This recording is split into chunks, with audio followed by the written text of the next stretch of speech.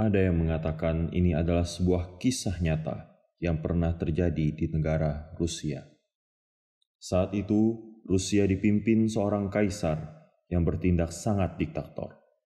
Dan setiap peraturan yang dibuat adalah hanya untuk kepentingan pribadi dan keluarga kaisar. Seorang jenderal yang bernama Jenderal Shamila tidak setuju dengan tindakan kaisar tersebut. Maka ia memberontak bersama dengan banyak rakyat yang mendukungnya. Mereka berpindah-pindah dari satu tempat ke tempat yang lain supaya tidak mudah ditangkap oleh kaisar. Dengan kondisi itu, maka persediaan makanan cepat berkurang. Mereka harus berhemat, dan akhirnya makanan pun harus dibatasi, sehingga menyebabkan banyak orang yang kelaparan.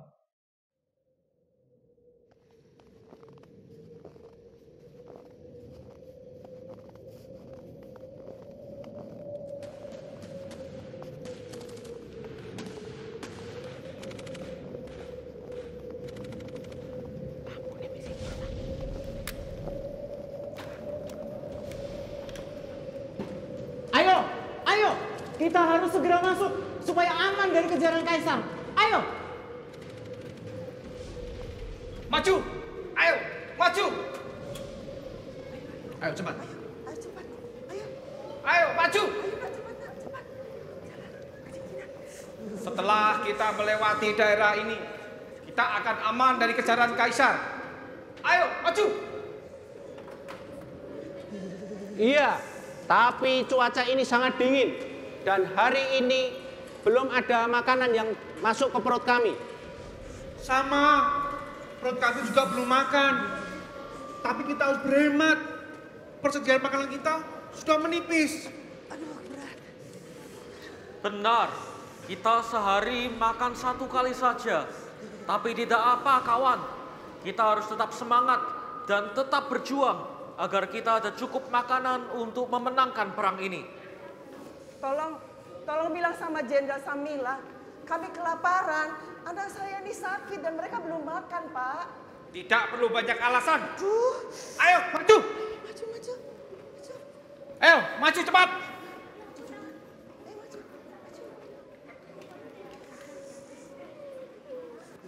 Dingin. Naik. Ayo cepet, nak. Cepat. Letakkan perbekalan di sebelah sana. Tenda aku dirikan di sebelah sini. Dan untuk rakyat, kita dirikan tenda di sebelah sana. Setelah itu baru kita dapat beristirahat dan memikirkan langkah selanjutnya. Laksanakan. Siap, laksanakan, Jenderal.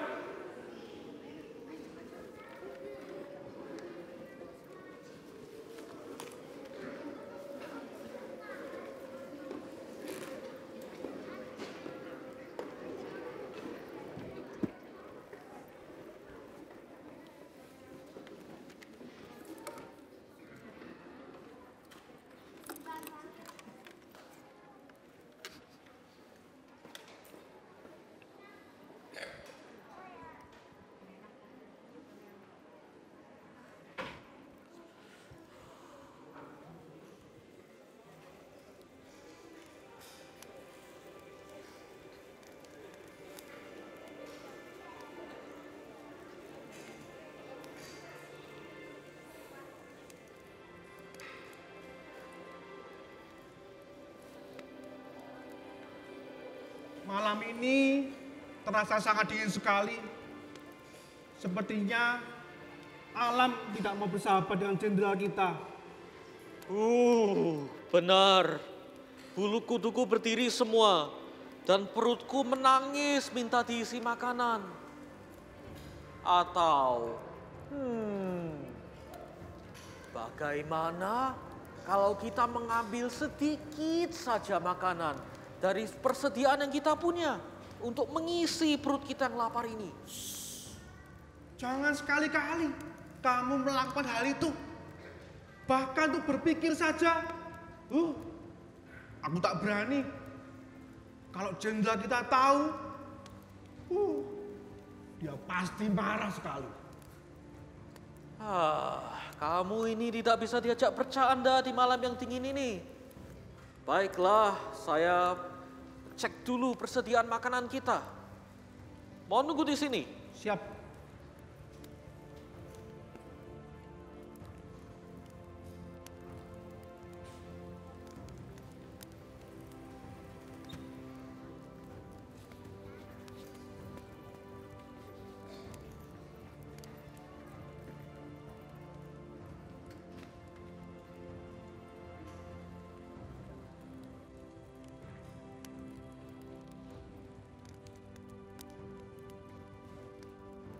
Apakah semuanya baik-baik saja?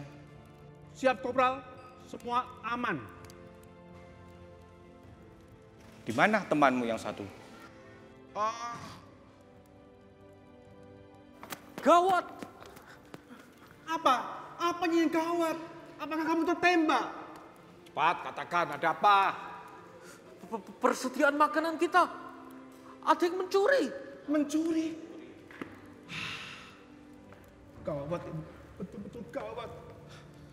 Tapi aku pikir Kopral yang harus memberitahukan soal hal ini pada jenderal. Kenapa saya? Iya. Kenapa saya yang harus bicara sama jenderal? Kalian kan tahu, jenderal kita tuh sangat tegas. Kalau dia tahu makanan kita ada yang mencuri, kita bisa dihukum, bisa ditembak. Wah, tapi Kopral kan orang kepercayaan jenderal. Kopral saja sering dipuji dipuji sama jenderal di depan kami. Betul, kalau itu betul. Kopral itu orang yang baik hati, yang setia, yang suka menolong orang miskin, dan suka menabung. Betul, betul. Dari semua orang lain, Kopral yang paling cocok. Oh, masa saya? Benar sih. Jenderal juga suka memuji saya di depan para rakyat. Dan selain itu, saya juga memiliki kemampuan berperang yang sangat... siap, Jenderal. Cara yang aneh-aneh dari tadi. Bicara tidak karuan. Ada situasi apa? Laporkan. Siap, jenderal.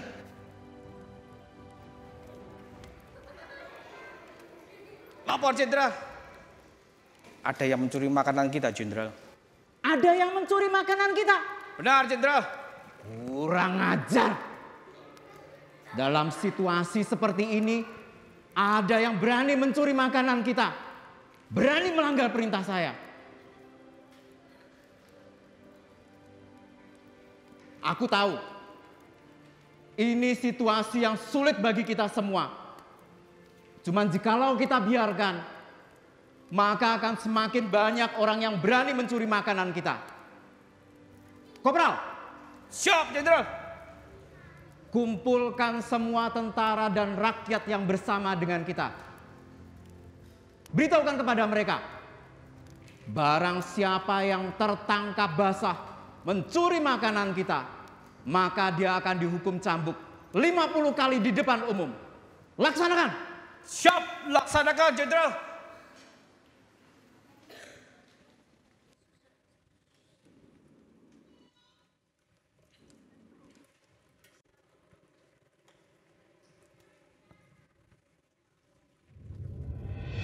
Perintah dari Jenderal Syamila segera dilaksanakan oleh tentaranya. Barang siapa yang ketahuan mencuri makanan akan dihukum cambuk 50 kali. Peraturan ini dibuat supaya memberi efek jera sehingga tidak ada yang berani mencuri lagi di gudang makanan. Berbulan-bulan kemudian tidak ada berita pencurian bahan makanan. Akan tetapi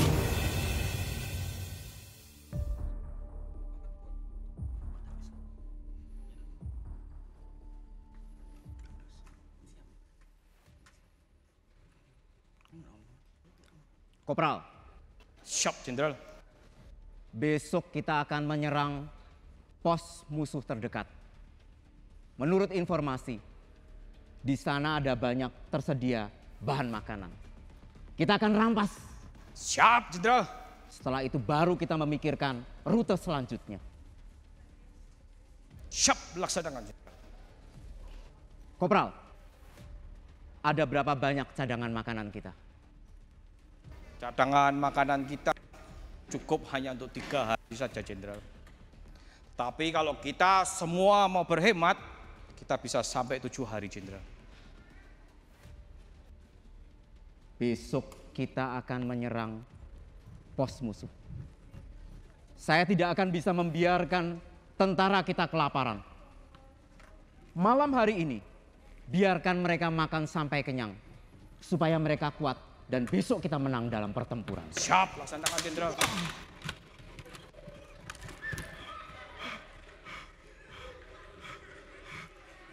Ada apa?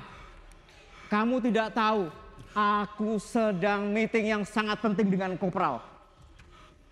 Ada berita baik, juga berita buruk, Jenderal. Berita buruk? Cepat katakan ada. Berita buruk apa lagi? Ini Jenderal. Katakan dengan jelas, ada apa? Semalam di gudang kita ada pencurian makanan, Jenderal. Pencurian makanan lagi? Kurang ajar. Kemudian apa berita baiknya? Berita baiknya adalah pencuri itu tertangkap di tempat saat melakukan pencurian di gudang kita, Jenderal. Akhirnya pencuri itu tertangkap juga. Segera bawa kemari pencurinya. Aku ingin melihat wajahnya. Kita akan hukum dia di depan umum. Siap, Jenderal.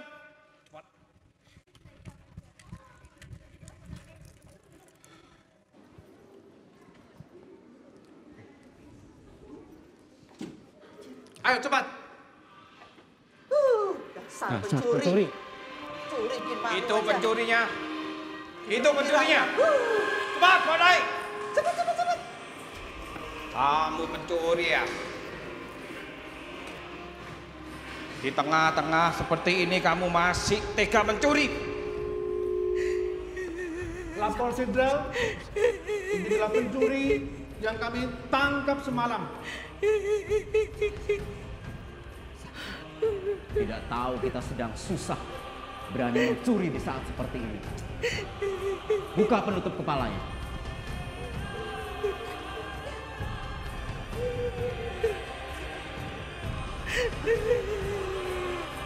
Perlihatkan wajahmu. Perlihatkan wajahmu.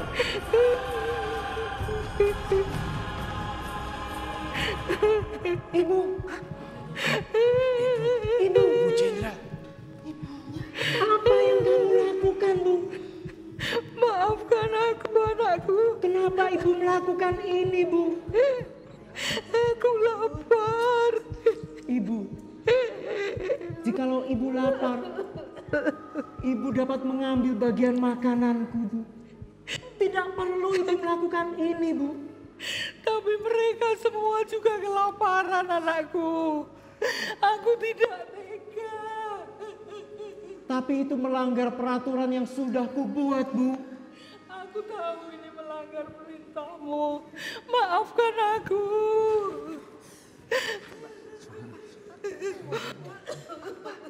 Coba pikirkan. Ibu buat apa dengan ini?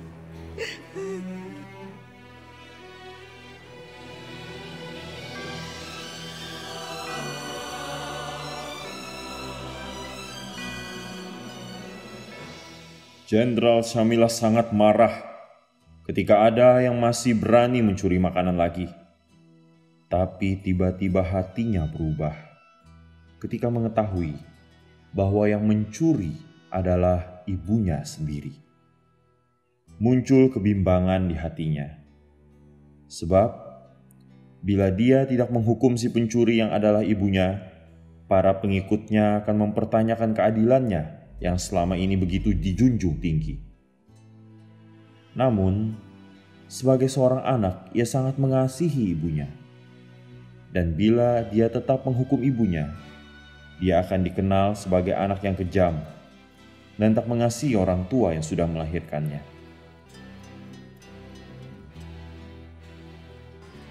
Apakah ia mau menghukum ibunya sendiri yang sudah tua? Dia pasti akan mati di cambungan kelima. Loh, tapi kan dia tetap pencuri walaupun dia ibunya. Dia sudah melanggar hukum yang dibuat oleh jenderal. Maka keadilan harus ditegakkan. Tapi dia sudah tua. Tetap saja, dia bersalah. Dia mencuri. Tenang. Tenang rakyatku. Seperti kata kalian, keadilan harus ditegakkan.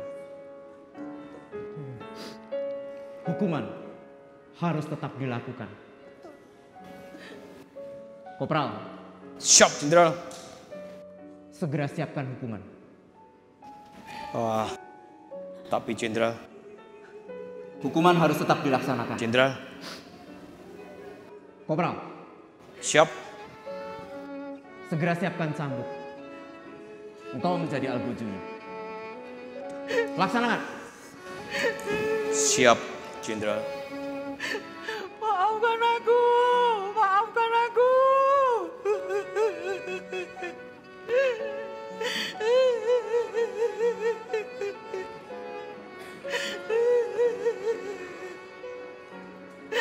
Tunggu, Kopral.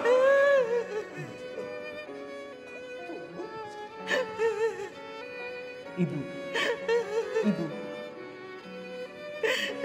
Aku mengasihi engkau, Bu. Aku anakmu. Aku tidak ingin ibu terluka. Bangkitlah.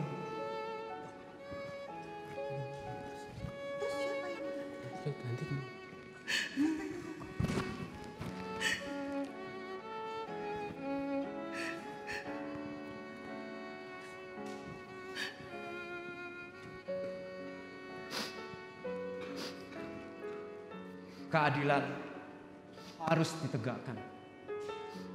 Hukuman harus tetap dilakukan. Aku akan menggantikan ibuku untuk melaksanakan hukuman. Jenderal. Jenderal. Tetap lakukan hukuman. Aku akan menggantikan ibu. Siap, Jenderal.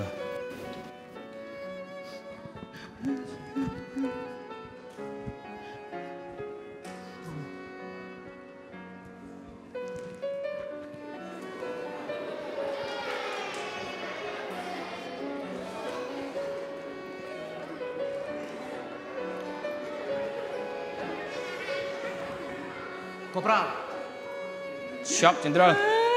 segera laksanakan hukuman. Siap.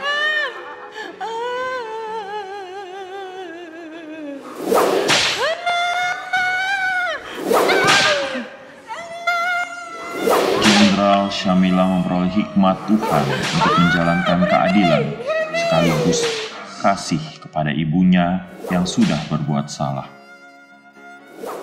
Dia dengan mengorbankan dirinya untuk dihukum cambuk, menggantikan hukuman yang seharusnya ditanggung ibunya.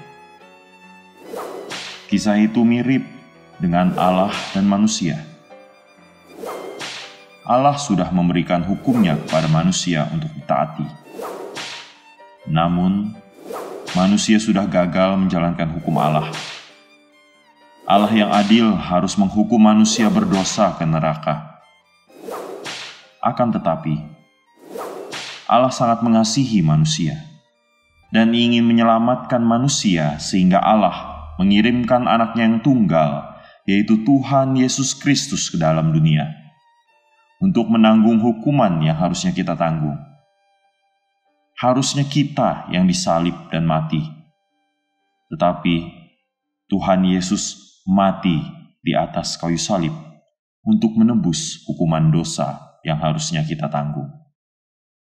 Yesus berkorban menggantikan kita, supaya kita diselamatkan dan beroleh hidup yang kekal. Betapa besar kasih Allah atas hidup kita.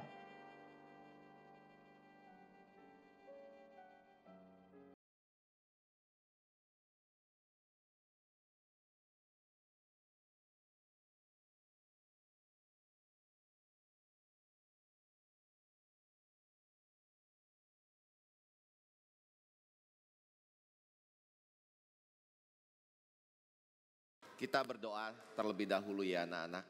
Kita akan mendengarkan firman Tuhan. Mari semuanya tundukkan kepala, pejamkan mata. Kita nggak bicara-bicara ke kanan kiri lagi, semuanya pejamkan mata, tundukkan kepala.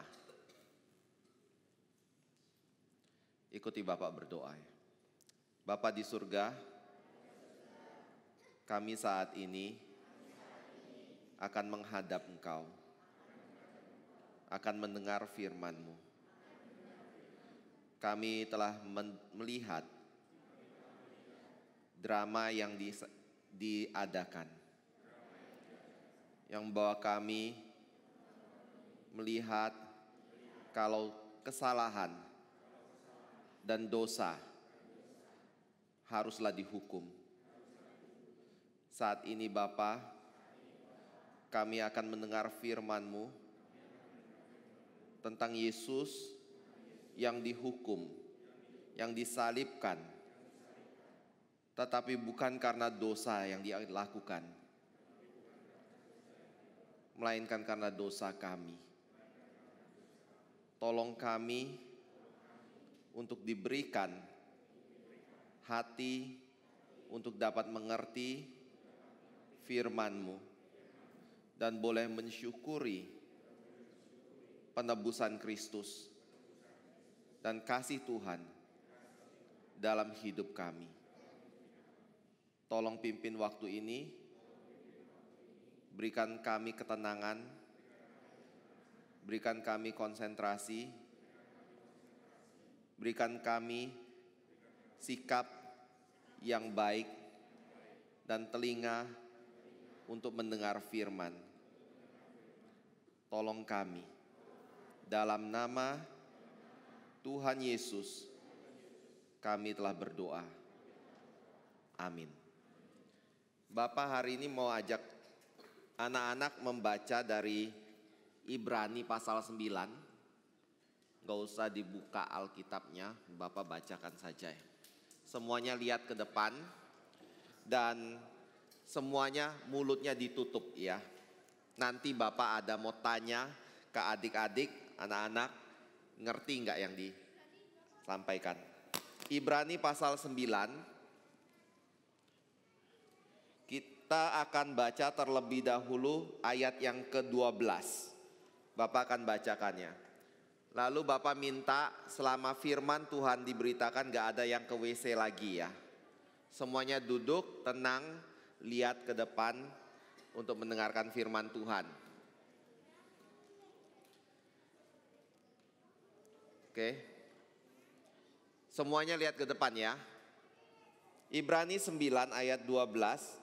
Dan ia telah masuk satu kali untuk selama-lamanya ke dalam tempat yang kudus, bukan dengan membawa darah domba jantan dan darah anak lembu, tetapi dengan membawa darahnya sendiri, dan dengan itu ia telah mendapat kelepasan yang kekal. Lalu kita baca ayat yang ke-25 dan 26. Dan ia, Yesus, bukan masuk untuk berulang-ulang mempersembahkan dirinya sendiri, sebagaimana imam besar setiap tahun masuk ke dalam tempat kudus dengan darah yang bukan darahnya sendiri. Sebab jika demikian, ia harus berulang-ulang menderita sejak dunia ini dijadikan. Tetapi sekarang ia hanya satu kali saja menyatakan dirinya pada zaman akhir, untuk menghapuskan dosa oleh korbannya. Nah sekarang sebelum kita dengar cerita, Bapak mau tanya. Tadi semua sudah lihat dramanya? Sudah ya. Siapa yang menjadi nama jenderal yang tadi memainkan drama? Yang ada di drama. Namanya siapa? Samila, betul. Iya. Yang kedua, Bapak mau tanya. Tadi ada satu ibu yang ditangkap.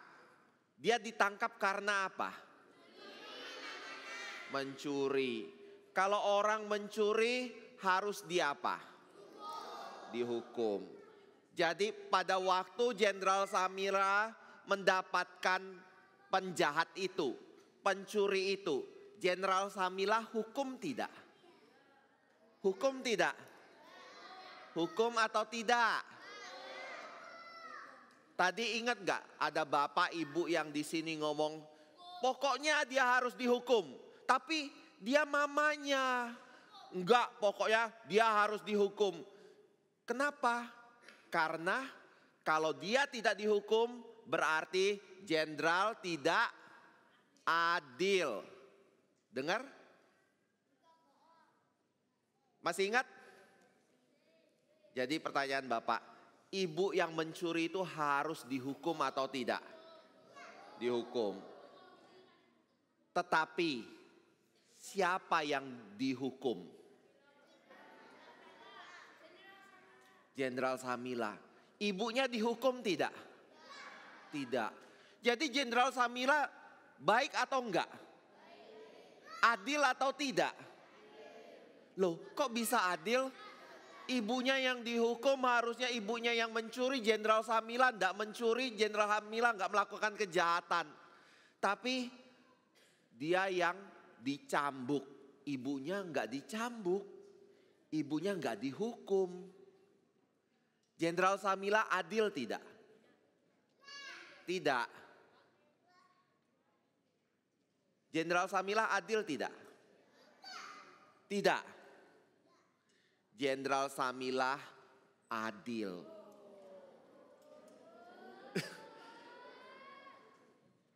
Mulai hari itu rakyat merendahkan Jenderal Samila tidak?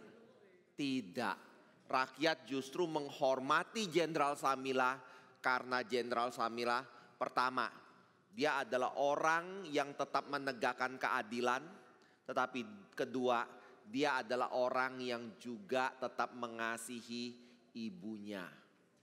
Itu Jenderal Samila. Nah, hari ini kita akan mendengar cerita atau firman Tuhan tentang hari Paskah, Jumat Agung dan Paskah. Apa itu Jumat Agung? Jumat Agung adalah hari kita memperingati Yesus Kristus, yaitu Tuhan yang datang ke dalam dunia menjadi manusia untuk mati di atas kayu salib. Lalu pada waktu kita lihat Yesus mati di atas kayu salib, mengapa dia disalibkan? Nanti di dalam cerita kita akan bahas. Tapi Bapak akan kasih tahu dulu, karena dia diperhitungkan atau dianggap sebagai penjahat, pendosa, sehingga dia harus disalibkan mati di atas kayu salib. Tetapi Alkitab juga mencatat pada hari Paskah, yaitu pada hari Minggu, ternyata Yesus yang sudah disalibkan mati itu kemudian bangkit dari kematian. Dia tidak mati, dia tidak dikubur terus seperti semua orang-orang lain yang mati. Dia tidak dikubur seperti para penjahat yang ada di sisi kanan dan sisi kiri Yesus Kristus yang mati dan seterusnya ada di dalam tanah.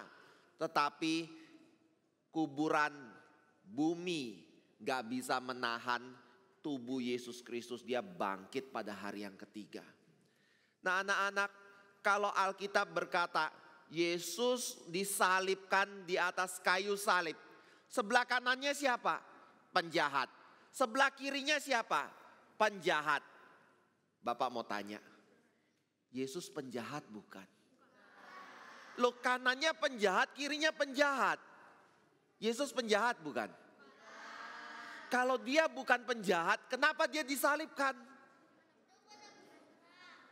Untuk menebus dosa. Tapi dia nggak salah. Dosa manusia. Nah, kalau anak-anak lihat drama tadi, anak-anak bisa tahu. Yesus Kristus itu seperti Jenderal Samila. Siapa kita? Kita yang berdosa ini seperti mama atau ibu dari Jenderal Samila. Mama atau ibu Jenderal Samila mencuri, kita juga mencuri. Mama atau Ibu Jenderal Samila melakukan kejahatan, melanggar hukum, kita juga melakukan dosa dan melanggar hukum Tuhan. Itu sebabnya Alkitab mengatakan orang yang berdosa itu harus dihukum. Harus dihukum apa? Mati. Tetapi yang terjadi adalah bukan kita yang mati. Tapi siapa yang mati? Tuhan Yesus. Bukan kita yang dihukum. Tapi siapa yang dihukum? Tuhan Yesus. Bapak cuma dengar dari sisi ini. Dari yang tengah dan dari sisi kiri Bapak nggak dengar suaranya. Bapak mau tanya. Siapa yang dihukum? Kita atau Tuhan Yesus? Siapa yang harusnya dihukum? Kita atau Tuhan Yesus? Tunggu. Dengar baik-baik dong pertanyaannya. Pertanyaan pertama. Siapa yang dihukum? Kita atau Tuhan Yesus? Oke, benar. Yang kedua dengar baik-baik. Siapa yang harusnya dihukum? Kita atau Tuhan Yesus? Kita. Tapi kenapa ya Tuhan Yesus dihukum? Padahal dia tidak berdosa.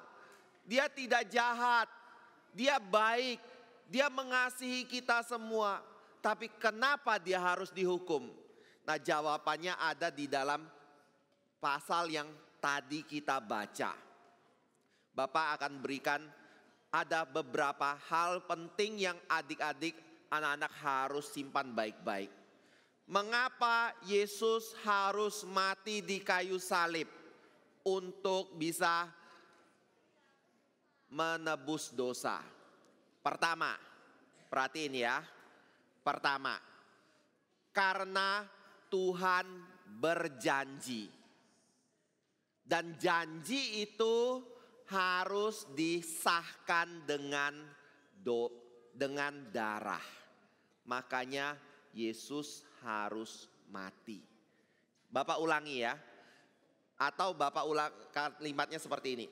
Karena Tuhan berjanji, maka janji itu harus disahkan dengan kematian. Ulangi Bapak ya. 1, 2, 3. Janji harus disahkan dengan kematian. Oh, maksudnya apa Pak? Janji harus disahkan dengan kematian. Kalau adik-adik nanti di rumah baca Ibrani 9 dari ayat yang ke 11 sampai 28, di situ ada dikatakan kata wasiat. Wasiat apa ya? Warisan. Wasiat itu warisan. Ambil contoh kayak gini. Siapa di sini yang orang tuanya punya rumah? Oh, punya semua ya. Turunkan tangan. Pertanyaan kedua Bapak mau tanya. Itu rumah milik siapa? Papi mami. Itu rumah milik adik-adik semua bukan? Bukan. Kalau adik-adik sudah besar, nanti tinggalnya di rumah itu tidak? Tidak. Yakin ya? Bagaimana kalau papi maminya ngomong kayak gini? Siapa namanya? Jaden. Bennett. Bennett ini? Jero. Oke. Suatu hari Bennett dan Jero dipanggil oleh kedua orang tuanya. Lalu orang tuanya ngomong, Bennett, Jero, kalian jawab apa? Iya papa gitu ya. Kalian lihat enggak?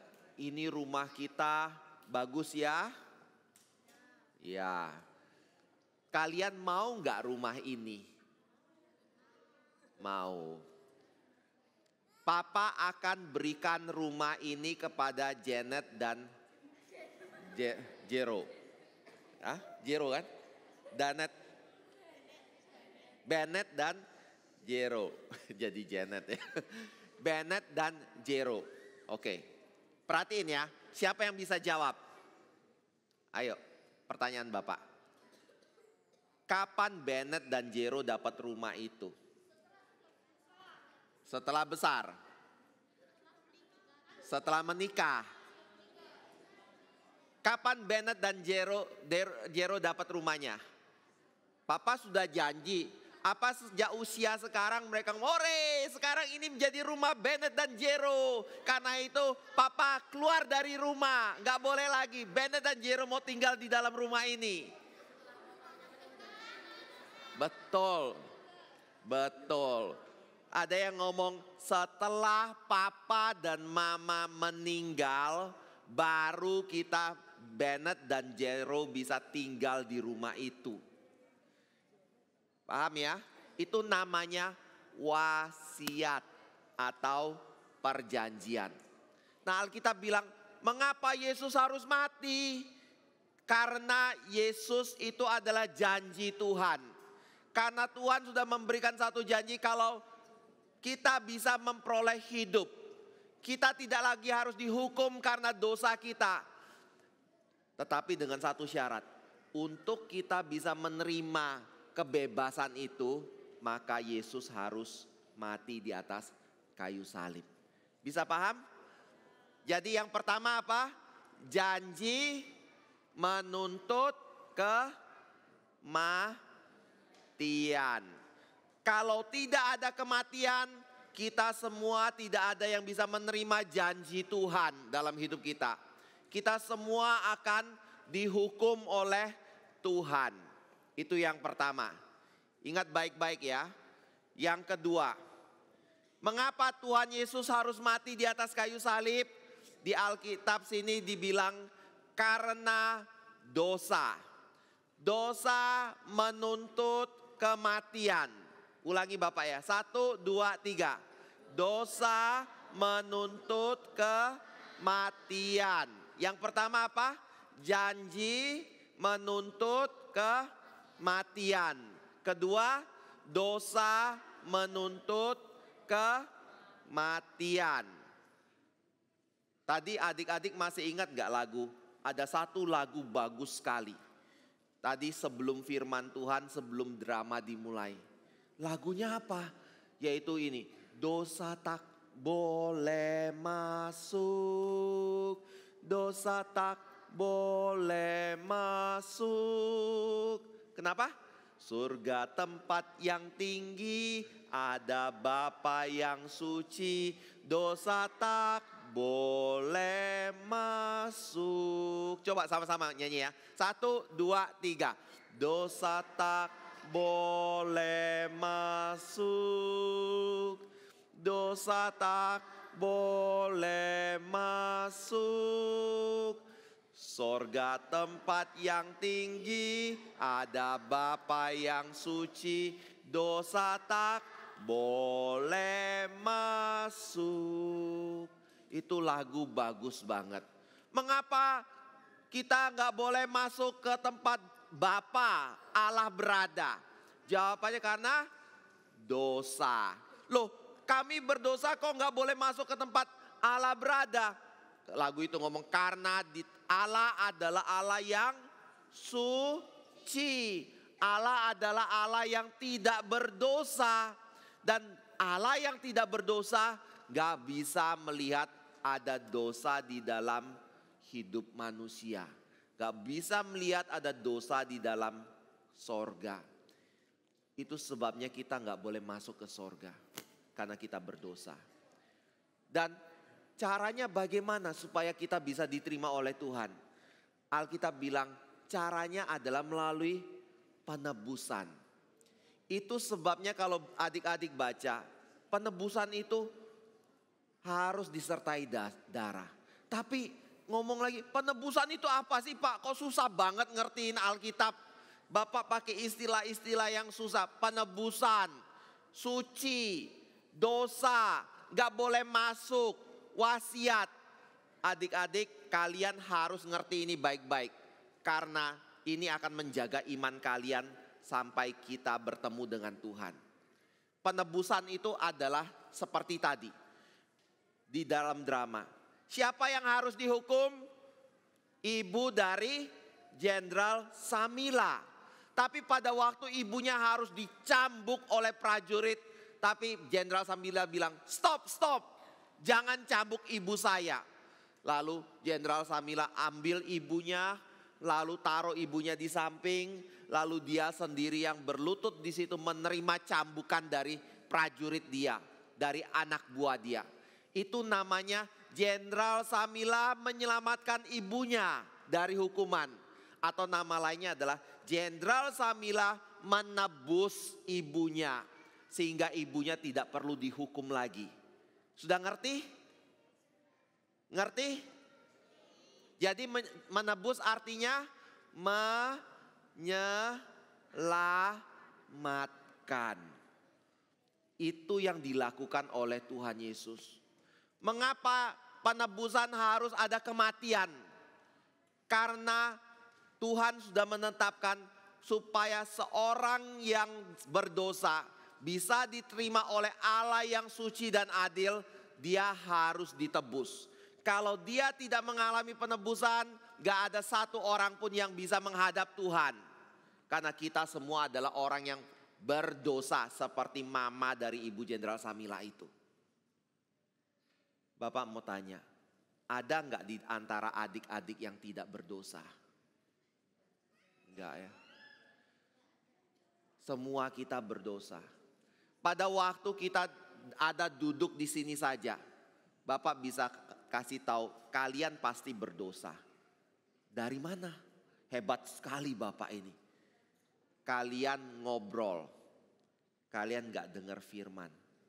Itu sudah nunjukin kita gak hormat Tuhan. Kita berdosa. Ya. Kita semua adalah orang yang berdosa. Tuhan ngomong, Alkitab ngomong, dosa ada hidup manusia. Sorga tempat yang suci. Gak ada orang yang boleh masuk. Lalu gimana kita bisa masuk? Jalannya cuma satu, Alkitab bilang. Yesus harus menebus kita. Bagaimana cara Yesus menebus kita? Yesus harus menarik kita dari hukuman. Dia tidak biarkan kita dihukum.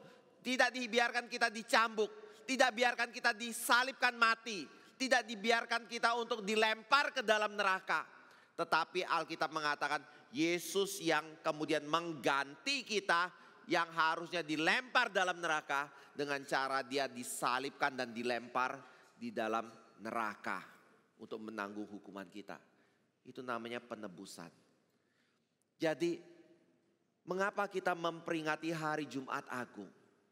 Mengapa kita memperingati hari Paskah? Lebih seru memperingati Paskah dan Jumat Agung atau seru memperingati hari Natal? Natal ada pohon Natal, ada hijau-hijau, meriah banget, seru ya. Tapi kalau Jumat Agung yang ada apa? Orang kadang-kadang kalau ke gereja di Jumat Agung pakai baju hitam-hitam.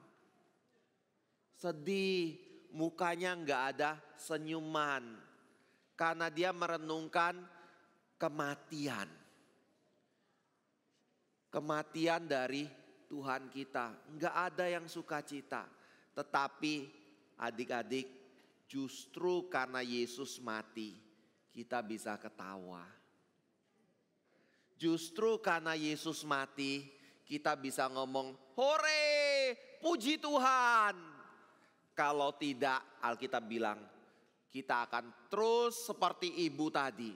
Menangis, maafkan aku, ampuni aku adalah orang yang sudah berdosa di hadapan Tuhan. Tolong Tuhan, ampuni aku. Tapi Tuhan ngomong, tidak, dosamu harus dihukum. Engkau pantas dibuang dalam neraka sampai selama-lamanya. Tapi Yesus yang menanggung kita. Kita nggak perlu mengalami itu. Itu namanya Jumat Agung. Paskah nunjukin apa? Yesus bangkit dari kematian.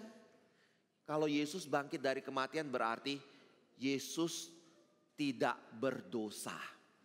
Kalau Yesus bangkit dari kematian berarti Yesus sudah memenangkan penebusan terhadap diri kita yang berdosa. Jadi di situ kita bisa ngomong, Tuhan, sekarang saya percaya Kalau saya percaya Yesus Kristus sebagai Tuhan dan Juru Selamat, saya tidak akan mati. Saya akan hidup seperti Yesus yang hidup. Saya akan hidup bersama dengan Tuhan seperti Yesus yang setelah 40 hari kemudian naik ke sorga dan duduk di sebelah kanan Allah Bapa. Dan itu semua akan saya alami. Karena apa? Karena Yesus sudah mengalami semua itu. Inilah makna dari Jumat Agung dan Paskah. Kita bersyukur kita memiliki Tuhan yang begitu baik, yang mengasihi kita, yang mau menanggung dosa bapak, dosa adik-adik semua, dosa papa mama semua. Tetapi dengan satu syarat, kalau kita mau percaya Yesus adalah Tuhan dan Juru Selamat kita. Pertanyaan terakhir. Siapa yang bisa jawab? Bapak ambil contoh lagi. Namamu siapa? Willy. Willy naik ke depan. Lalu siapa namanya? Victor. Victor sini. Tes ya. Ini siapa namanya? Willy. Ini Victor. Victor badannya gede. Willy badannya kecil. Misalnya, suatu hari mereka main-main. Ternyata Victor berbuat salah kepada Willy. Akhirnya misalnya Willy terluka. Willy marah. Victor, kamu kok mainnya kasar sekali. Lalu Victor ngomong, maafkan saya Willy, saya nggak sengaja. Bapak mau tanya, Victor bisa diampuni nggak? Bisa? Caranya bagaimana ngampuni? Maafkan ya. Jadi Willy harus ngomong apa kepada Victor? Hah? Ngomong apa? Victor, Willy maafkan. Begitu ya. Kalau Willy bilang Victor, Willy maafkan, kesalahan Victor sudah diampuni belum? Sudah ya. Sekarang duduk. Bapak mau tanya, ini pertanyaannya. Kalau tadi Victor bersalah kepada Willy. Lalu Victor ngomong, Willy tolong ampuni Victor. Willy bilang, Victor gak apa-apa. Willy sudah ampuni. Dosa Victor sudah diampuni. Sekarang, kalau kita berdosa kepada Allah. Ya, kita berdosa kepada Tuhan. Kita ngomong, Tuhan tolong ampuni dosa saya. Bapak mau tanya, Tuhan cukup gak ngomong dosamu sudah diampuni? Maka dosa kita diampuni. Cukup gak? Cukup. Bapak jawab tidak. Tidak cukup. Kenapa? Dosa menuntut apa? Kematian. Kalau Tuhan mau mengampuni dosa kita, harus ada kematian. Siapa yang mati? Yesus Kristus. Jadi beda ya. Kalau tadi waktu Victor lakukan kesalahan kepada Willy, Willy gak mati. Victor cuma menyakiti saja. Willy ngampuni gak apa-apa.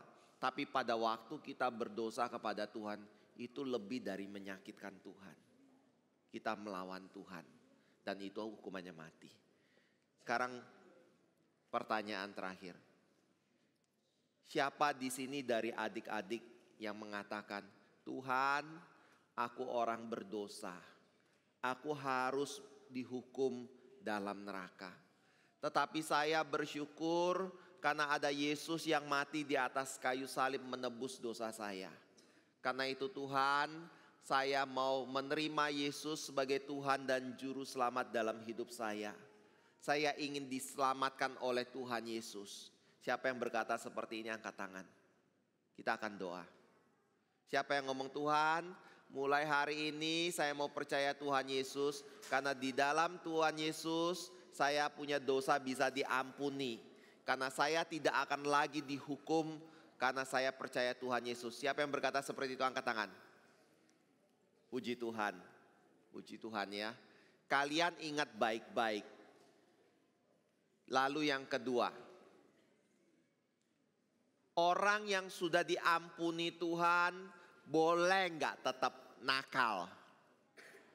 Boleh nggak tetap tidak menghormati orang tua? Boleh nggak tidak mau dengar apa yang papa mama bicara? Enggak. Boleh nggak baca Alkitab? Boleh tidak pergi ke gereja dan ibadah kepada Tuhan? Boleh? Tidak. Sekarang, siapa di antara adik-adik yang ngomong, mulai hari ini Tuhan, saya mau janji. Karena Tuhan sudah tebus saya, ampuni dosa saya mau jadi anak yang menyenangkan hati Tuhan. Mulai hari ini saya mau rajin ke gereja. Mulai hari ini saya mau mulai baca Alkitab. Mulai hari ini saya mau mendengarkan kata-kata dari papa mama. Mulai hari ini saya tidak mau menyakiti orang lain. Tapi saya mau belajar mengasihi mereka. Siapa yang berkata seperti itu angkat tangan. Ada yang mau komit, ada yang masih mau nakal ya.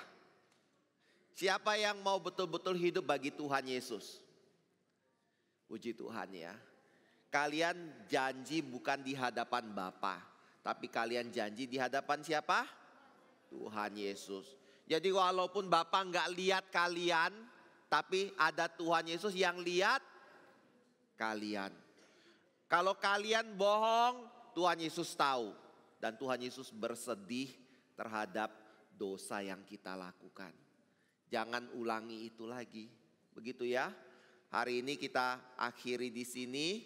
Ingat, Jumat Agung dan Paskah adalah hari Tuhan menebus kita, mengampuni dosa kita kalau kita percaya kepada Yesus Kristus. Bapak mengundang kita semua bangkit berdiri, kita akan berdoa. Tapi sebelum berdoa kita nyanyi sekali lagi lagu Dosa Tak Boleh Masuk. 1, 2, 3. Dosa tak boleh masuk, dosa tak boleh masuk. Sorga tempat yang tinggi, ada Bapa yang suci. Dosa tak boleh masuk. Semuanya ikuti Bapak berdoa ya, buka suara. Sekarang pejamkan mata, tundukkan kepala. Bapa di surga, saya bersyukur karena saya yang berdosa ini yang harusnya dihukum selama-lamanya di dalam neraka boleh diampuni oleh kematian dan kebangkitan dari Tuhan Yesus Kristus. Saya bersyukur karena Tuhan juga telah karuniakan iman yang percaya kepada Tuhan Yesus. Sehingga saya yang berdosa ini boleh diselamatkan. Saya yang seharusnya masuk neraka ini boleh masuk sorga. Saya yang selama ini tidak setia dan taat kepada Tuhan